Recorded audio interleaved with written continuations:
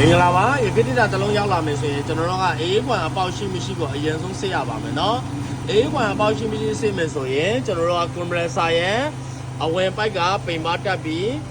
ကပကျူဒီမှာတော့ကပကျူရဲ့အထွက်ကနေပြီးမှကျွန်တော်တို့ပိုက်ထည့်ရမှာဖြစ်ပါတယ်ကပကျူနဲ့ကွန်ပရက်ဆာရဲ့အဝင်ဒီအေးကွမ်ဖြစ်ပါတယ်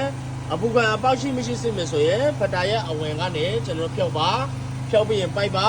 ကွန်ပရက်ဆာရဲ့အထွက်ကကျွန်တော်တို့ပိန်ပါတက်ပေမတက်ပြီး pressure တက်လောက်ရမှာဖြစ်ပါတယ်เนาะ pressure တက်လောက်တဲ့အခါရေကိတ္တအားလုံး85ကနေ